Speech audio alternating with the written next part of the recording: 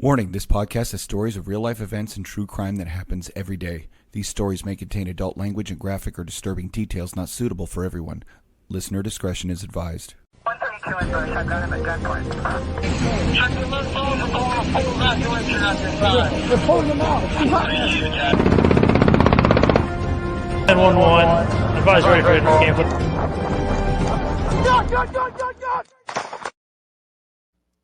Welcome to another episode of War Stories. I'm Tom.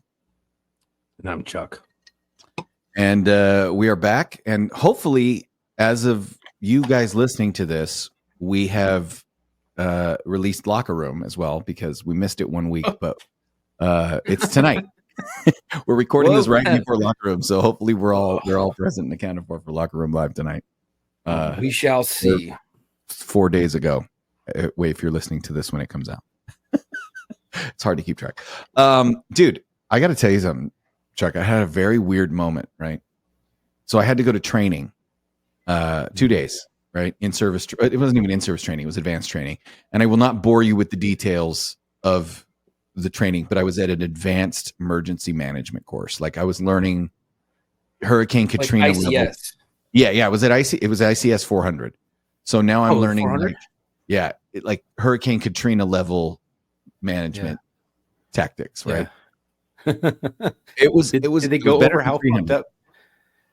It was better than 300 because 300 was all paperwork. They didn't. They're like, you guys all know how fucked up it was. And they actually said it could have been worse. They actually did a decent job, but it was just an unmanageable incident kind of thing. Yeah, I mean, we could talk at length about. Yeah, we could talk ad nauseum about that, but we won't bore them. ICS 300 was all paperwork. It sucked, right? Yeah, and it was 3 days of paperwork. So I was like, ICS 400 is going to be even worse, right? But it wasn't. It was 2 days of scenarios and exercises. Oh, that's even better. Which was way better. So I get assigned to a table, right? I get assigned to this table, and there's this dude sitting next to me. He's got his jacket on with his guard, emblem on it, and he's got a high and tight and his Oakley boots on. Cool dude. Was he active? Well, so here's the thing. So he reservist still? We have everybody from like the local fire department, county fire, Department of Lands, emergency management. There's me. Yeah. There's lots of people that are going to have to respond and deal with emergency management in this class. This guy sitting next to me, I get put at the table with him. I could tell he's guard, he's army of some kind, whatever.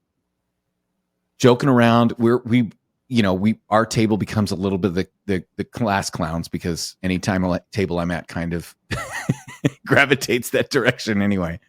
But he was also that way. I mean, we were just laughing and joking and punching each other in the elbows and stuff. Day one. Day two. Day one, they asked me, "Hey, we're from South Idaho, Southern Idaho. We're not from North Idaho." Blah blah blah blah. So I gave him some place to eat. Southerners. Yeah. So day two, we do this exercise, and he gets picked as the group spokesman to do the briefing. Right. And he's like, all right. So he stands up for the group in front of the whole class, and his demeanor instantly changes. And he looks at the instructors with knife hand, and he goes, "Do you need to know blah, blah, blah, blah, blah?" And they're like, "No." He's all, "Good, because I'm just going to tell you what we're going to do. All right, everybody shut up. I'm Lieutenant Colonel McDaniels from the 101st WMD." And I'm like, holy shit. I had no idea who this guy was. So he's a lieutenant colonel from Weapons of Mass Destruction. I've been dicking around with him playing class clown for a day and a half. And when he gets up to brief, he's a fucking light colonel with the WMD unit. What the fuck? Like, bro, you're like in the wrong. I think you're in the wrong class. You should be teaching this shit. You shouldn't be here. What are you doing? Dude, it was the most surreal moment of, like, when he sat down, I'm like, he's in the army. He could be fucking with everybody. And he's like straight up like E6 or something. And he was just imitating. No. So I looked him up. He's a no shit light colonel for the 101st WMD. And I was sitting next to him bullshitting. Cool, me being me. Did he come on the show? I sent you his email. We'll see. Oh, I will chat him up. You know who else we're gonna get ready to come on the show? Who? The chief that wears shorts. Oh shit! Really?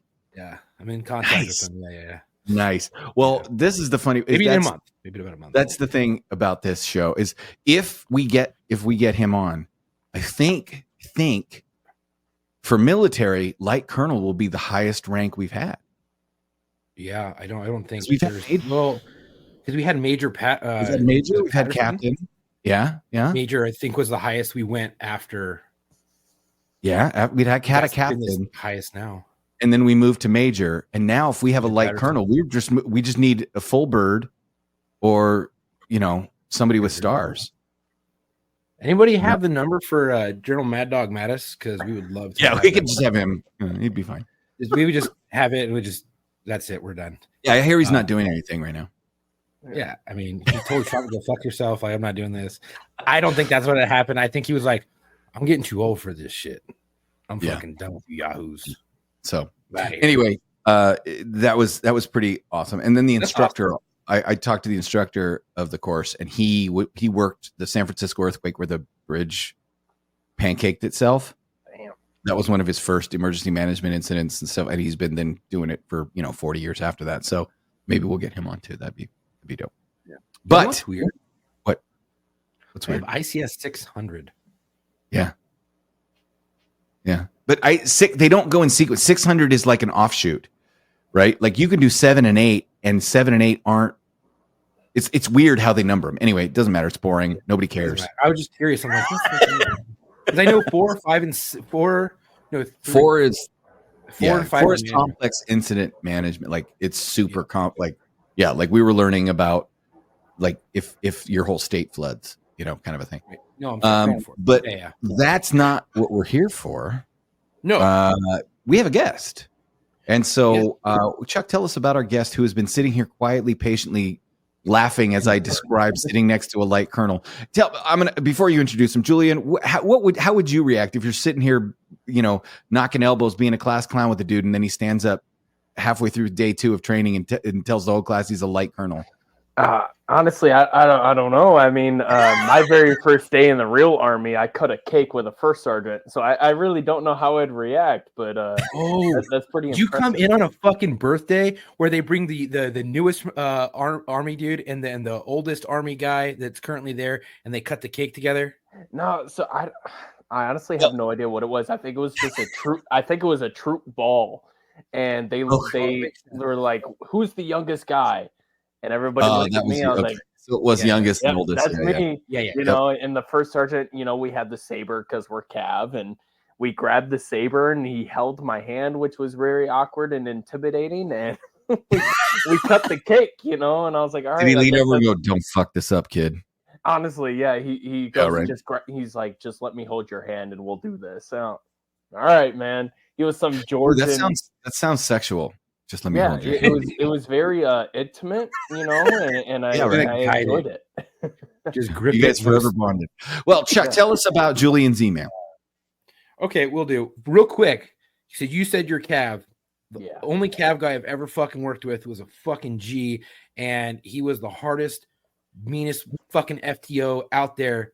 Coolest shit when you weren't a boot. And that dude is a badass. Shout out to fucking Rodriguez because you're a stud. Anyways, also, we've had an Air Cav guy on this show who was Vietnam Air Cav, if you remember that episode. And holy shit, that guy was a G too. So maybe it's just an Air Cav thing. I don't know. We'll find out after we talk to Julian. From the fucking horse shit.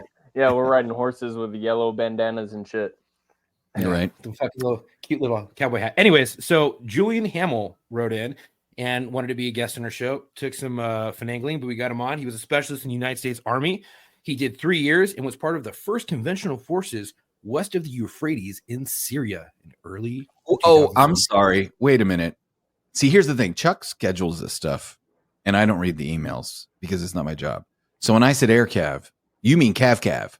I was Cav. Yep. Like clippity cloppity. Get the. Okay, now I'm even more excited right now. I'm not gonna lie. Awesome. Old school horse shit, cowboy shit. That fucking there is a school There is a school in a state near me where you can go and spend a week in 1860 style U.S. cavalry school with horses and sabers and black powder and all that shit. And you spend a week as if you were in boot camp for the U.S. cavalry, learning how to fight from horseback and load fucking Spencer rifles. And I would literally be in. I get it that it's like adult role playing to a certain extent, but and no kink shaming, right? Yeah, right. I'm in. Like, I still would do the City Slickers cattle drive if that's all I could get. But if you gave me my choice between a City Slickers like cattle drive and like cavalry school, boy, we're going to cavalry school. Yeah, we in Fort Hood, when it was Fort Hood, we had our own horse detachment, and they were literally cav unit. Yeah, they were a couple of cav guys that literally only trained with the horses, and for ceremonies and stuff like that, they would ride in on the horses with the sabers out and everything, ohua and shit like that. But please tell me you sent Chuck a picture of you mounted with all your shit on. Oh no, send it right now. I'm gonna fucking post it. Get on it, boy. If you want to see a picture of me like when I was like 8 or 10 on a horse, if that'll work. But no, I want to see some army shit together. Yeah, army shit. Give me your. I wasn't on a horse in the army, but you have. Hold on. Do you have a fucking cavalry cowboy hat? I do not have a Stetson. I gave it when I was getting out. I gave it to a young private. You're gonna regret that. Good. I mean, I regret it every day. It's okay. Do you have your saber? No, we didn't get sabers. No, I think you only get sabers when you retire from the unit. I don't know. I didn't have a great. So as like an NCO, you don't get one. No, probably if you like stay in long enough to retire out of the unit, they'll probably give you one. I think otherwise, like a sergeant major or something like that, you probably get a saber. Well, so now you've got my attention. How in the hell do you tell us how you got into the cavalry, the clippity cloppity hippity hoppity fucking cavalry, not the wop wop wop wop wop cavalry? Honestly, it's a shit show. Awesome. Even better. It makes for every kid growing up, they want to have sports, carry them into life, carry them into the future and everything like that. Growing up in a corn town, Illinois, that's really all I had.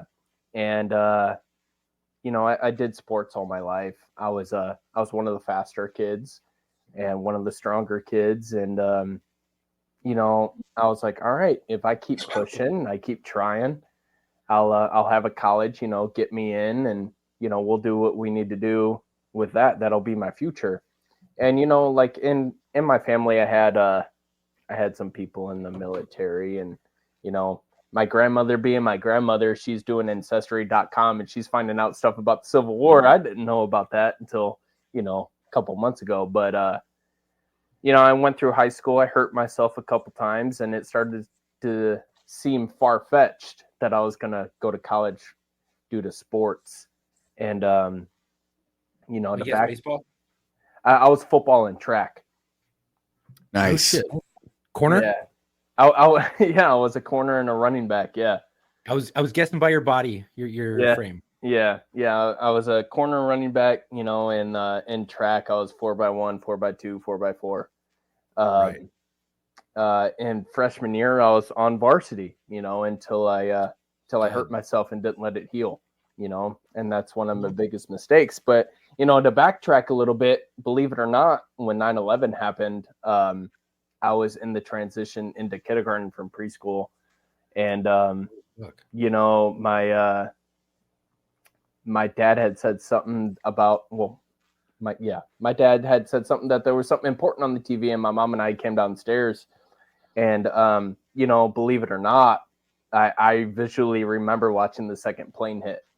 And even as a young kid, that really set the tone.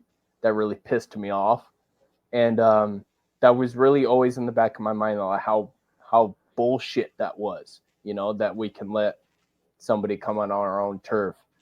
So I was always sitting, And then when it started to get into reality where I wasn't going to be getting into college because of sports, and, you know, what I wanted to do was physical therapy, and that was a ton of money that, you know, my family and I didn't have.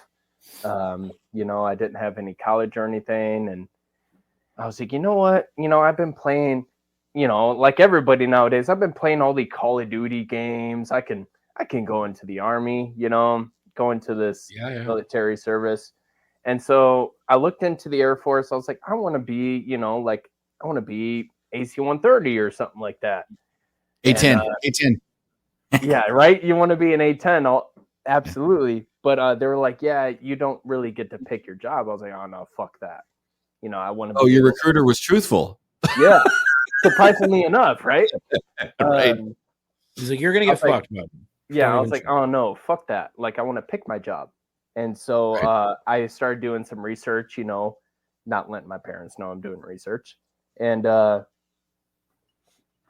I saw that at the Army, you know, if you do a certain score on the ASVAB, you know, you get a list of jobs and you get to pick. And so I secretly went to take the ASVAB, and, you know, I got a bunch of, secretly, absolutely. And, you know, I took the test.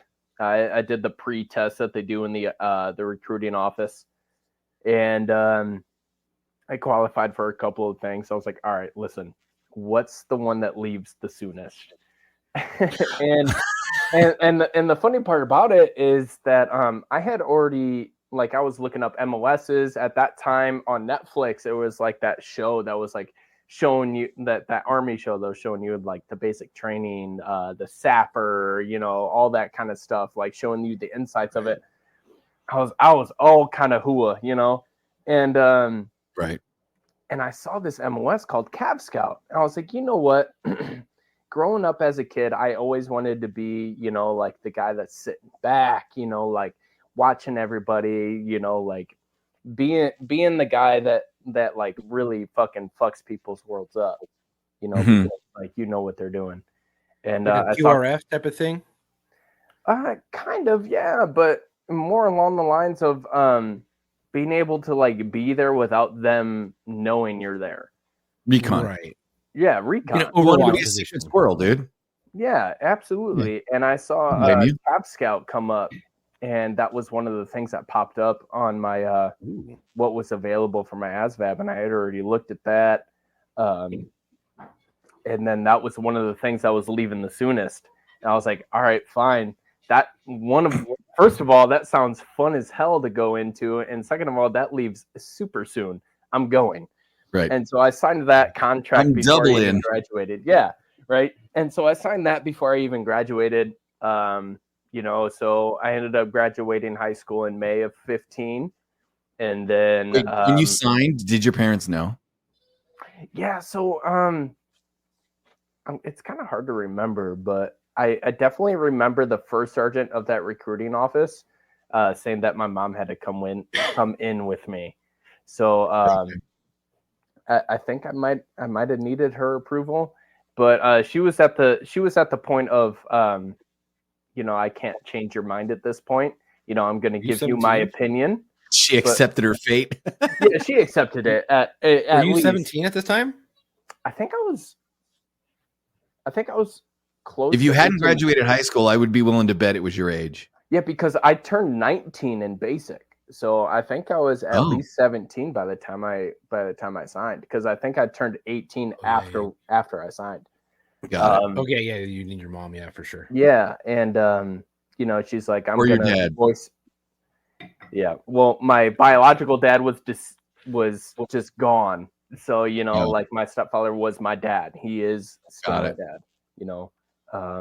Nice. But you know, the first sergeant and I met with my mother, and I signed and graduated May of 15, and then by September of 15 I was in Fort Benning, you know, going through basic and AIT and everything. Was there ever a moment where you're like, oh shit, what'd I do?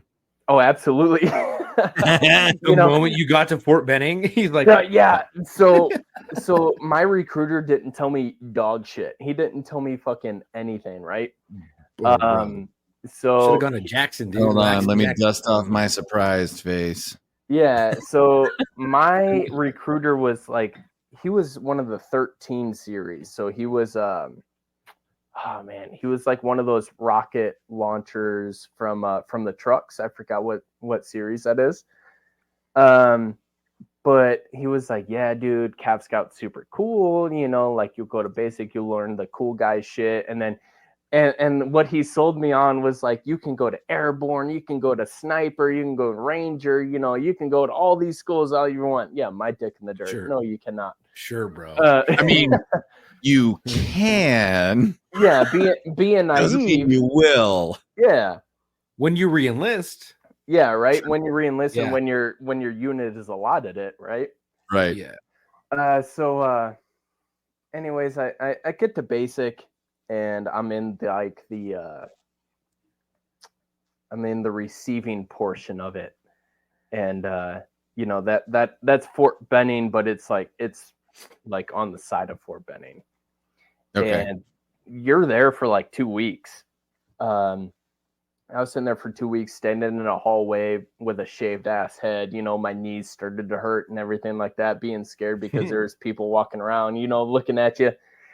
I was like, man, fuck this, you know, like this isn't what I wanted to do. I wanted to do the cool guy shit, you know, this, that, and the other. Oh, you're fucking about to. Yeah, right. And everybody was like, just get through this. You go do like basic, you do the fun guy stuff. So we did like 2.5 weeks of receiving. And I don't know if they still do it today. I have one of the guys that I trained is now a drill sergeant. I don't know if they still do it today. I got to ask him. But we had the shark attack. And so we had the shark attack. And like right when we got to our unit, we had to hold, you know, the green duffel bags over our heads. And the funniest part about the shark attack was one of the guys right next to me, you know, he locked his knees and he was holding the bag up and he had to have locked his knees. And I remember standing there and our senior drill sergeant, like bad motherfucker. He was like scary to even look at, right?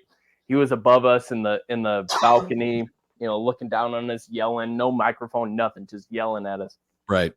And this dude next to me, I mean, like 2 feet away from me, just falls out face plants on the cement. I was like, oh shit, all right, you know, that's what we're doing here. Okay. Pro tip, boys and girls, don't lock your knees. You know, or do because it's funny to watch. I mean, there's my god, it was hilarious because the bag went into the other line of troops, right? And so it tripped the guy that he was behind, and so that guy fell. And this guy's asleep next to me, and I'm just holding up my bag, watching all this unfold. You know, it was chaos, but I loved every second of it. I was like, this is what I came in for, right? Did you used to love when your fucking DIs? So we had drill instructors, not drill sergeants, but we had DIs in the Marine Corps. And when they were you know, they see something funny like a fucking dipshit lock his knees out and then fucking collapse on his face, they would have the best bearing in the fucking world for dumb shit. But when stuff was actually funny to them and they see someone get hurt, it was the funniest thing watching them hold their composure and try not to laugh, but still yell at you for fucking eating shit and falling. My favorite part about this story so far is that we just made a clear distinction about things that Marines care about that other people don't care about. Is that Chuck had to tell you we didn't have drill sergeants, we had drill instructors. People care about that. Yeah, he had to get that one leg up, right? He had to get that one lick in there. He's like, I was Marines, so we didn't have that. But I digress. Fuck about that shit. Everybody's like, goddamn right, it's fucking DI, motherfucker. It's drill instructor, not fucking drill sarge. I know. It's so funny. How you said because that is such. That's anyway. I just had to point that out because it's always been one of those things that has cracked me up. Is this shit that matters? And it does. Like, I can tell you what people are like, oh, were you a deputy sheriff? I'm like, fuck no, dude. No. Dick. No, I wore blue. I didn't wear tan and green. I know how to properly piss without getting it all over myself. I'm good. Right. Right. Yeah, of course. Yeah. Anyway, well, that's funny because 2 of the drill sergeants, they didn't care because they saw me look over at homeboy that was asleep, and they got in my face because I was breaking the position. And so they got in my face, and as the other 2 rolled over the dude that was snoring, it was hilarious. And the best part about it is when they rolled him over, they took his PC off. And I mean, this dude frisbeed this thing like I've never seen before, and it got up into the rafters of your patrol cover, your hat that you wear that you have to put on if you go outside, So you're covered. Yeah, you're covered. And they took that cover off of him, and this man frisbeed it, didn't even look. He just frisbeed it. And that thing went into the rafters of the overhang and stayed there until we graduated. I'm pretty sure it's still there. Yeah, it stayed there. So, you get issued 2 PCs when you go through receiving and everything. That man only had 1 because the other one was sitting in the rafters. We always bully them about it. I'm going to tell you what. This is why they issue you 2 PCs now, is because they got tired of all these dumb fucks coming back and asking for a second one because the DI had thrown it up on top, or the drill sergeant, had thrown it up on top. It happened, and we're like, let's just fucking give him 2. One's disposable. He's going to get it thrown somewhere. Yeah, it's less amount that we have to fuck them up for not having. Right. We only had 1. We only had 1. That was probably a fucking instructor that came forward and was like, "Hey, can we just issue him 2? That way I know I can throw at least 1." Right. They would make us pay for it out of our own fucking check. If we lost a piece of gear or fucking became unserviceable, we'd be like, okay, you're going to the fucking PX and I'm going to fucking run your ass there and you're going to go fucking buy it. Yeah, you got to buy it. Yeah. But sir, you threw it up on the roof because you were stupid. Yeah, because you fell out. Your fault. That's why it's on the roof right now. Whose fault is that? Yeah.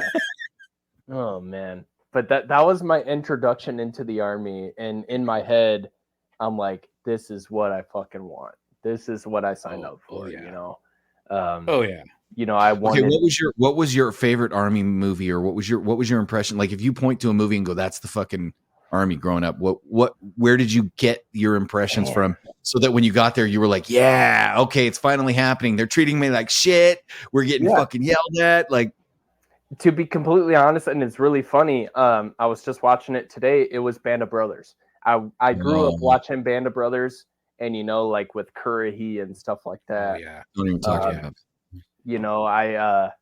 I saw that and I was like, fuck yeah. I want to be pushed to my absolute limit and go over everybody else. I was like, fuck yeah, I want that. And then when it got to that point, really, when you go through basic, it's not like you for yourself. You got to do it as a team. But it was really just everybody out for themselves. And I was like, I'm going to be better than every single motherfucker in here. And I loved it. I loved it. Yeah.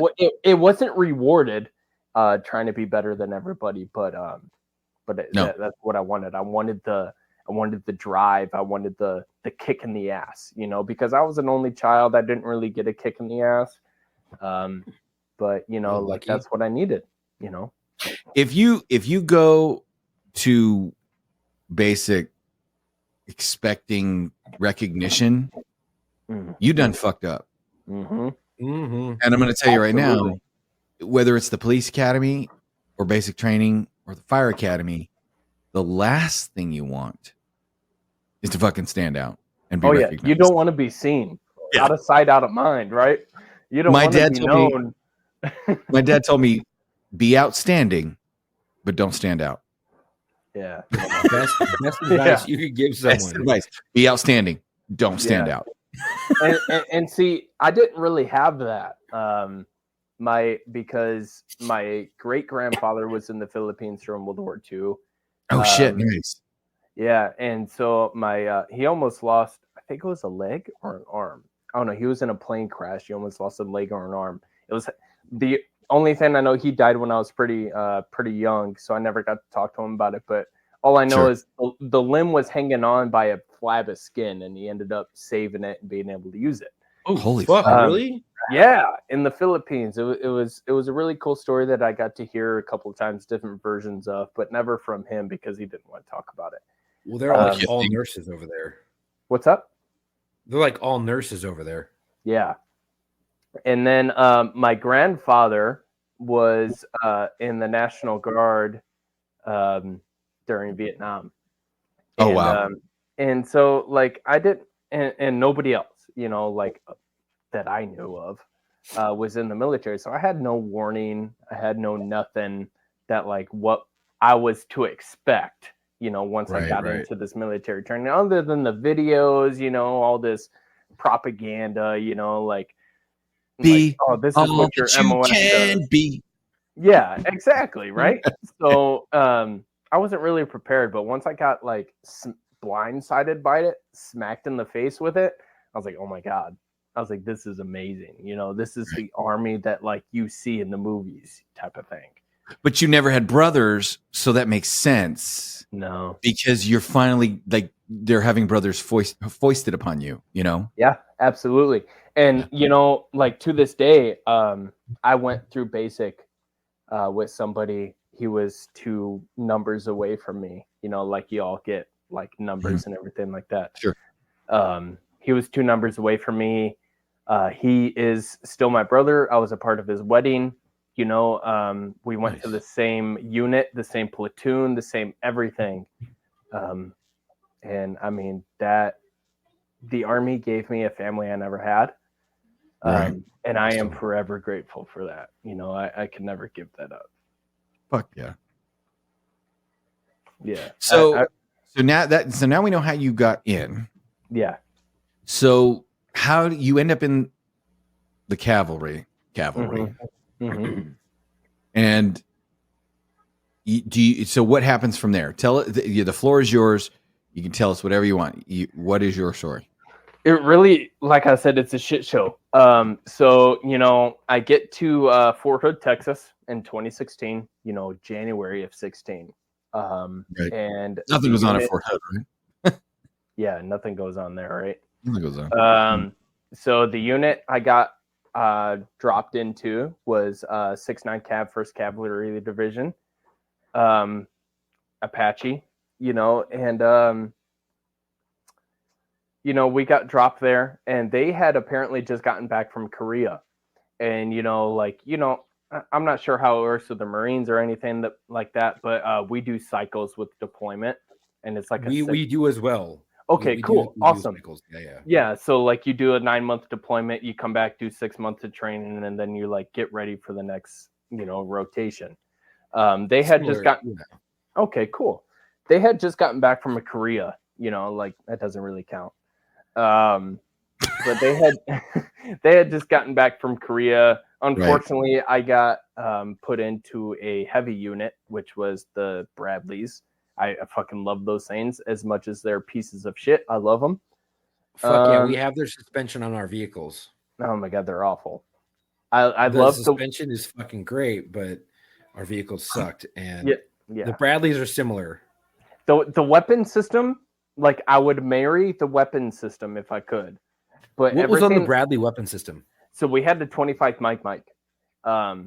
And like everything else, like we had a tow, you had a 25 mic, you had a 240 Charlie for the coax. You had all of that on a Bradley? Yeah, so that was considered a recon, a recon vehicle. that thing, you can hear that thing from fucking 25 miles away, that not was very quiet. A recon unit because you can attach like LRASs to it or whatever like that. Right. God, we ain't sneaking up on shit. You ain't sneaking up on nothing. You can turn the engine off and be quiet for a little bit. Just coast. But, yeah, like if you like with my Bradley, if you turn the engine off for too long, you're losing all radio power. So you can't, oh no, that's a police car, dude. You can't turn a police car off, or you'll come back and it'll be dead. Yeah, you can't communicate with your unit, right? Yeah. But I show up. I was like, awesome. I'm with the heavy guns. I lost all of my hearing trying to shoot them during AIT because I didn't have earbuds. I was like, these things are amazing. So we show up and we got right into the recycle of all the training. And being a heavy unit, you have to do gunnery. You have to do the coax movement and stuff like that. So we ended up training a Mississippi National Guard unit. We did about 25,000 fucking gunneries. We did a bunch of field exercises, checking all the boxes to become deployable. And so we spent the whole year of 2016 doing that. And near the end of 2016, we had pre-deployment leave because we were supposed to deploy in I think the whole unit was supposed to go in March or April of 17. So at that point, we had shot my track had shot Top Gun. We had worked together from January of 16 to December of 16. My TC, my gunner, I was the driver at that point. We had dismounts. We were Top Gun at that point in the unit. It was amazing. And then our TC said, you know what? I'm going airborne. I'll see y'all later. Right before we deploy. And that's your troop commander, right? And the troop commander hatch? The truck commander, whatever you want to call it. Yeah. Got it. We were the three track. He said he was going airborne right before we deployed, and we're like, all right, yeah, we'll just go fuck ourselves, we'll be we'll be CC-less. Yeah. Let me guess, he was a sergeant. Yeah, he was an E5 at the time. Once he got to his unit, I think he went to the 10th Mountain. I think he went 10th Mountain. Yeah, 10th Mountain, dude. That's the guy I was talking about. He's from 10th Mountain. He went E6 once he got the 10th Mountain. Right. But we were kind of TC-less, and then our you get a lead scout if you're in a scout platoon. The 2-track is the lead scout, and the lead scout says, fuck my track, I want the Top Gun. And so we became the 2-track. We went from 3-track to 2-track to be the lead scout because we're the Top Gun. Sure. And and at that point, I was in the mindset of this is really boring. I want to grow my career. I want to do bigger and badder things. I want to be a bad motherfucker. Being a heavy unit, you weren't allotted a lot in the unit. So you couldn't go to SDM, you couldn't go to, airborne, because what does a heavy unit need airborne for, right? And so I found a school. Cool. Yeah, right. You're in a vehicle, you don't need to be airborne. And so I found a school that was a small arms master golf, Mike Golf. I'm sorry. And that's anything from a M9 to a Mark 19. You have to learn everything from the sear to the firing pin, everything about these weapon systems, And sure. I learned that, and I mean that was the best school I've ever gone to. That was so amazing. And that was a couple weeks school. I went to that for a couple of weeks, and then they're like, once I finished that school, my unit goes, hey, you're going to be the first one leaving. You leave in 2 weeks. Get ready, pack up. You're going to Kuwait. And I was like, oh, great. Go to Kuwait for 9 months. Fantastic. Right. Whoop-de-doo, Basil. Yeah, right. So we get our pre-deployment leave, blah, blah, blah. And I leave before I'm one of the first planes out of Fort Hood to go to Kuwait. Get to Kuwait. I'm supposed to learn. You're the forwarding party. Huh? You're the forwarding party to set everything up. Yeah, so I had to learn all the QRF and the defense systems and everything like that for Buring, so I can teach everybody else that came in behind me. And so I was doing that. I was learning all that. I started learning the routes for QRF, everything like that, all the cool guy stuff, right? You want to cool guy stuff. I was so disappointed that I was going to be QRF for Camp Beering for 9 months. I was so disappointed. But you know, like once my unit got there, my platoon got there, I was like, all right, you know, like I've been working out for a long time. You know, I just work out, go to QRF. My boys are here now. This will be all right. And then we got told we're going to do a gunnery while we're in Kuwait. And, you know, like being a heavy unit, all you do is gunneries. Like, great, dude. And it's very demoralizing, you know, because you're just sitting there soaking up the heat. You know, they sometimes forget about you on the firing range, whatever. You know, and since I had been there for a while, I was told I needed to go. I needed to go sign for a couple of 240 Charlies and Bravos and stuff like that, so we could put on the trucks. You know, QRF was so nonchalant. It was just like I joined the army to do a cool guy, like, you know, be prepared for anything type of shit. And I didn't even have like a TLE or anything like that on my trucks. I just had a 240 on a bipod sitting out of the turret. You know, dude. Yeah, it was fucked up. I was pissed off. You know, like I was doing this shit, and I'm like, all right, we're doing the coolest thing you can do on Camp Beering, but like, what are we doing here? You know, type of thing. Right. Like the coolest thing we did was when we're rolling by, we had found like a rack of 40 mic rounds that EOD had to come out and deal with. But we were doing that, and I don't know about y'all, but we had to use this app called Voxer, which was a I remember Voxer. yeah, Voxer. It was like a little walkie-talkie on your phone, right? Yeah. And so you know, I just surprised they had you using it in the military. Absolutely, you had to download that shit. That's download the military. that shit as soon as you got into Camp Beering. Like, hey, y'all motherfuckers need Snapchat. Yeah, We're gonna send you orders through Snapchat. We use it because when we send you the map, you can look at it and then it disappears. Nobody, it's upset. Nobody can see it. Right? Yeah, of course. Dude, Stupid shit. Yeah. And so my TC at the time, the lead scout, he was the baddest motherfucker I knew at the time. You know, he was involved in the Iraqi invasion. You know, he went into that as a PV2 and came out in E5. You know, he was a bad motherfucker. Dude, wow. He was a bad motherfucker, you know, like he was a white boy that grew up in Compton and shit. That's what we call died in the wool hard. Yeah, he was the epitome of like army, you know. Right. And so he was my new first TC. word was His first word was motherfucker, right?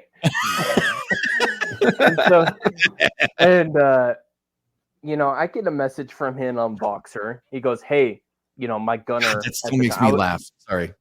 No, you're fine. I was a driver at the time. I was still a PFC, and my gunner was a specialist. And he goes, "Hey, where the fuck are you and Wright at?"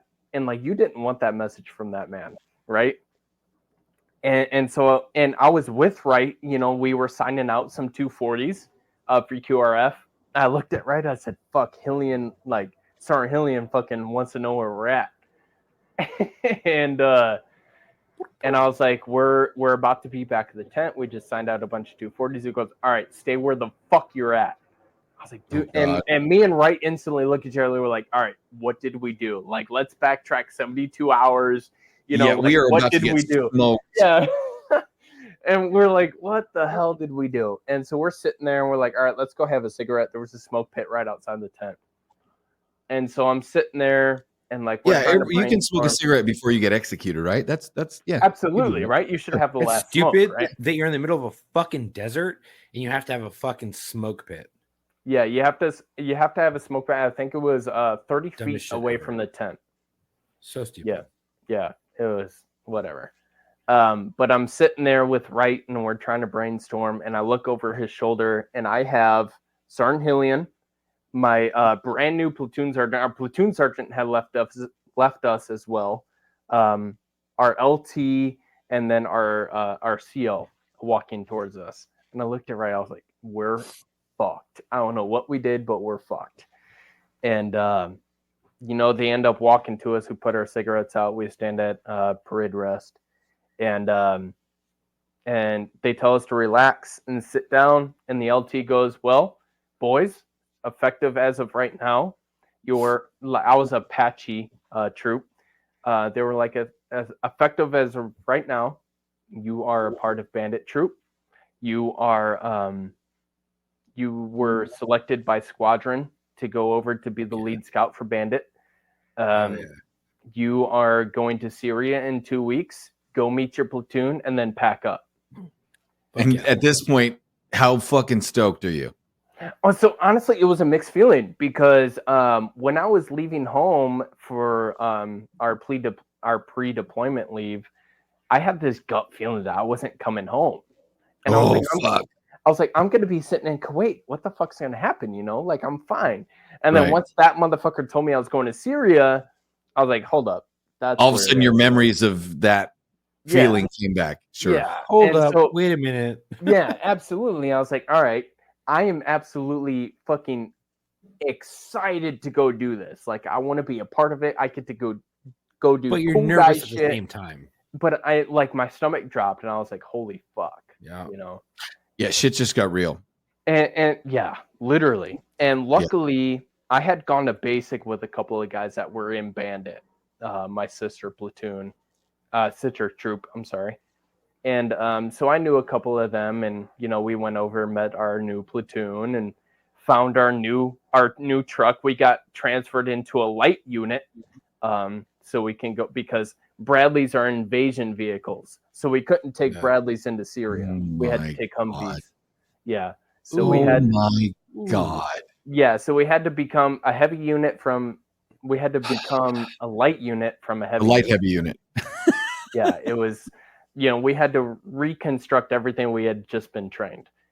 But the hardest part about it, not to sound kind of weak, but, I had spent an entire year training with the boys of 1st Platoon Apache, and those were my brothers, they're still my brothers today. I talk to them every single day.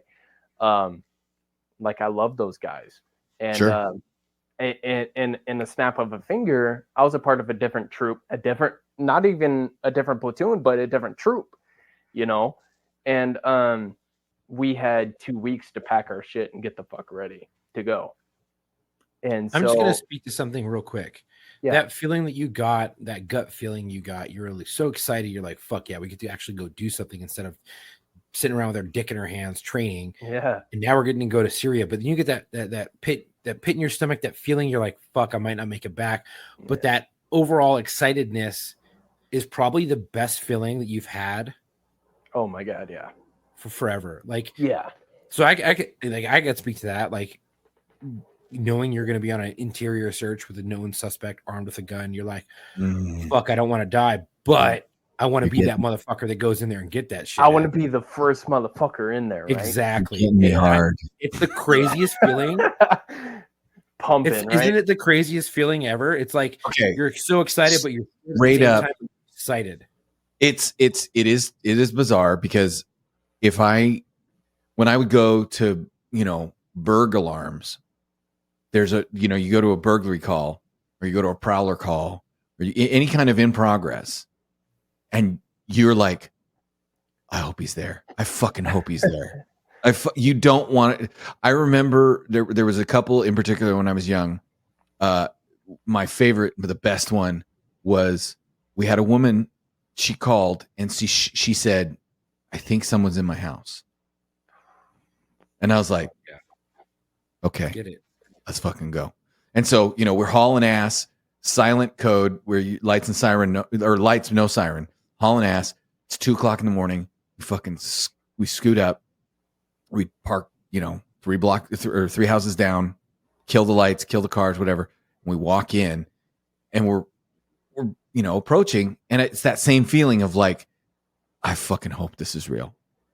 And at the same time, you're like, oh my God, if this is real, the shit is it's gonna fucking go down. And when we got to the fucking driveway and we saw flashlights bebopping across the curtains inside the house, we were like, fuck yeah. It's you can't I don't think anybody who hasn't got, and I always say, anybody that wants to be a cop, anybody that wants to be in the military, you have to have a taste for blood. You have to have that little part in you that wants to get some. Yeah, and absolutely. as scary as it is, it's more thrilling than scary. You have to have that monster inside of you. Yeah. It's the best. It's the best feeling and the worst feeling mixed together in a swirl of shit. Right. Yeah. All right. Yeah, Anyway. absolutely. And like, and being, fuck, by that time I was 20 years old at that time. I wanted. You're a fucking baby. Yeah, I wanted, not only did I want blood, I wanted fucking blood for everything I've seen ISIS do, but I wanted to go the fuck home. You know, I'm only 20 years old.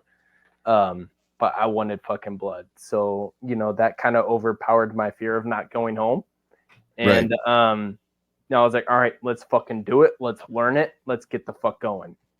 And so, you know, that was what I deployed in early February of 17. I got told that mid-March of 17. Quick.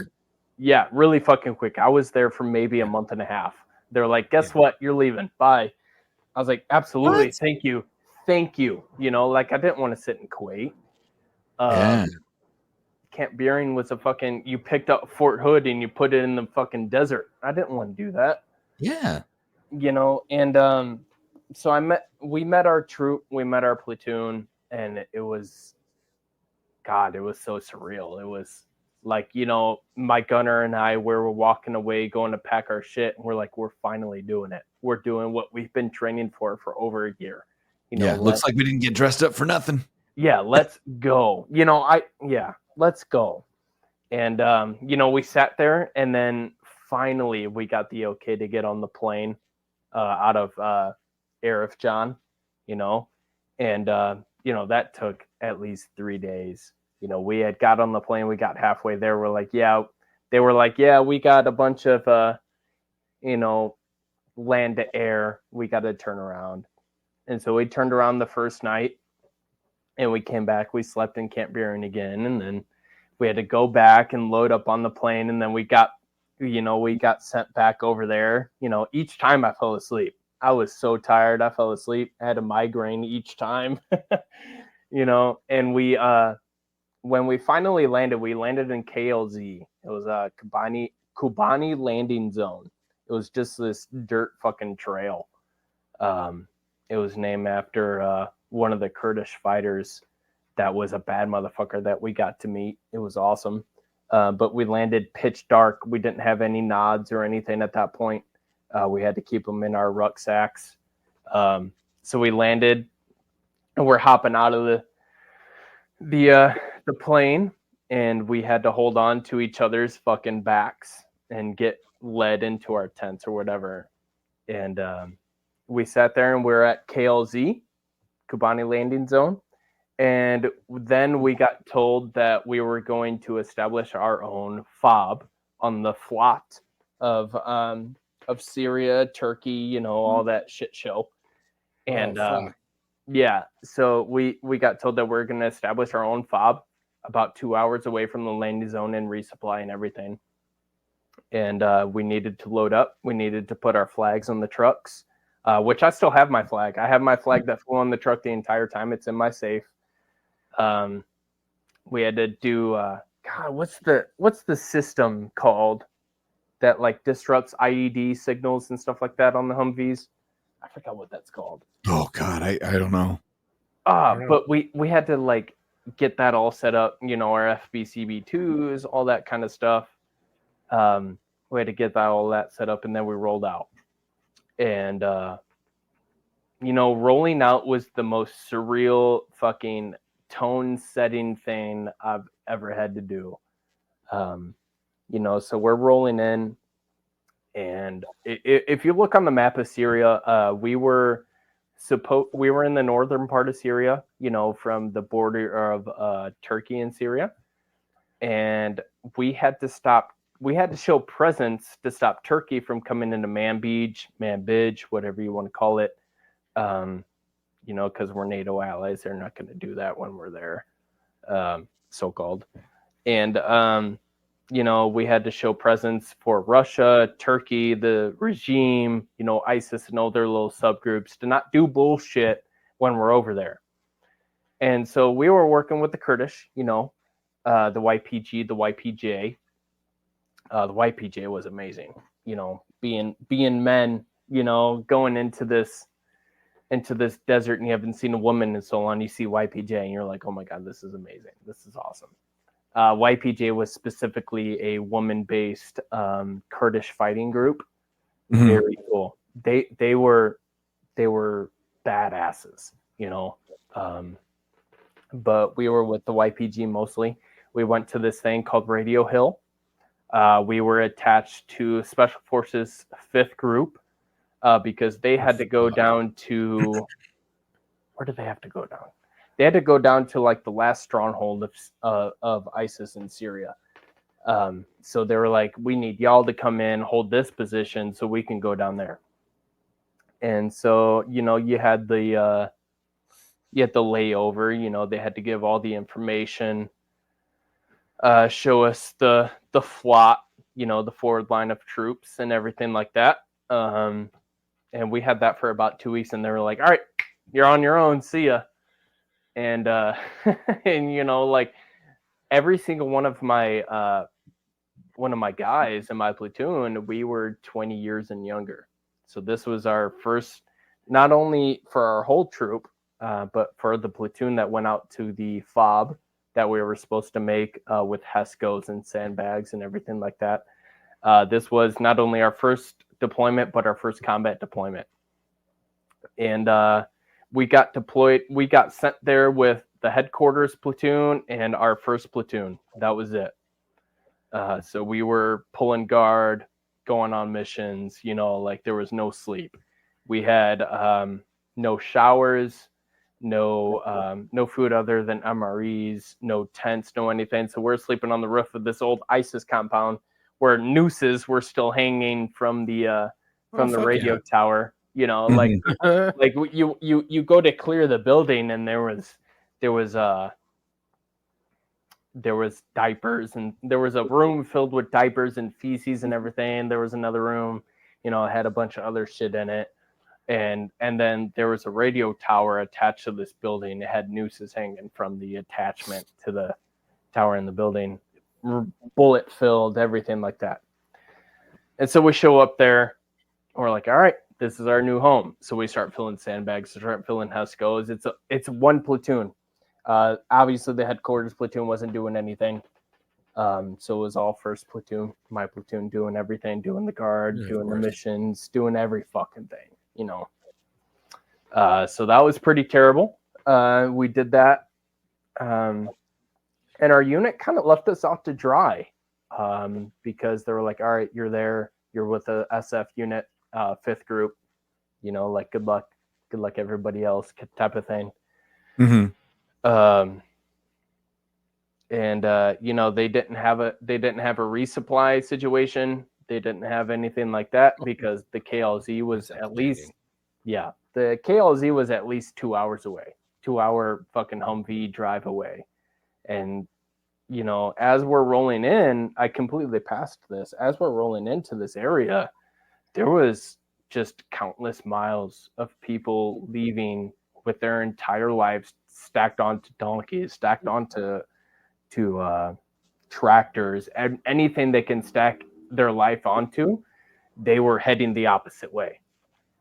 So we're heading in, driving, and there's just, a strip of people walking, riding, doing everything they can to get out of the area, and we're heading into that area. And so that was really mood setting. It was very hard to see, as a young PF. Well, I got promoted as a specialist to that point, but it was very hard to see as a specialist to walk into that, But when we got there, the mood was set, and we knew that we had to be presence, like we're very presence operated, and we had to make sure everything was ready for an attack because we were told that there was attack every single day that was going to happen. So was there? No, luckily not. So we were on this thing called Radio Hill, and there was a Kurdish compound right next to us, sister to us, and then we had our compound, and we had the Kurdish help us fill the HESCOs and everything like that. Sure. There was never an attack on us, but there was consistent attacks around Manbij, all those sister towns, everything like that. Yeah. So how long were you there for? We were there from April to, I think it was late August, early September, because they wanted us to return for a gunnery in Kuwait. Oh, wow. Go fucking figure, bro. Yeah, right? Of course. We're going to return for some fucking training. So did shit ever go sideways with you guys? Yeah, absolutely. So we got really complacent. I'm not going to lie. Our unit got so complacent. Sounds like it. So we did a lot, being recon and everything. We did a lot of LRAS, missions.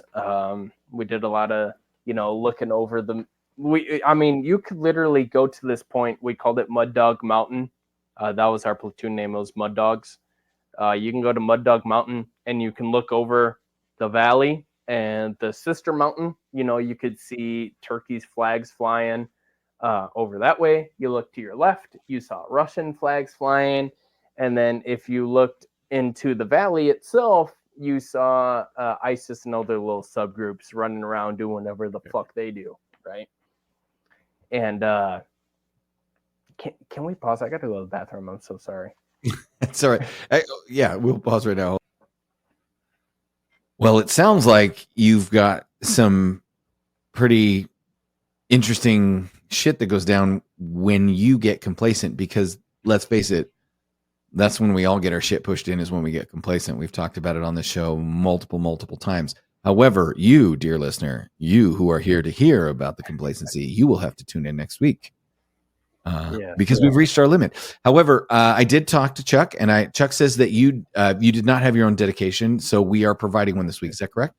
Yeah, that is correct. Yeah, I luckily got to bring everybody home. So if somebody else can do it, absolutely. Yeah, that's even better. So Chuck, who do we have?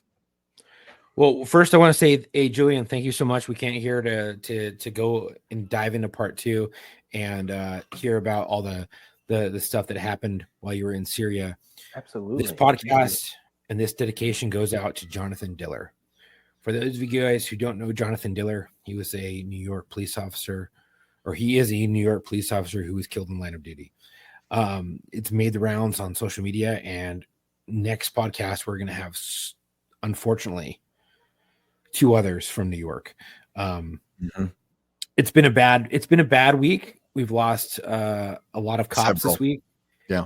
A lot. It's been bad. So this goes out to you, brother, Jonathan Diller. Detective first grade Jonathan Diller was shot and killed during a traffic stop near 1919 Mott Avenue in Far Rockaway area of New York City.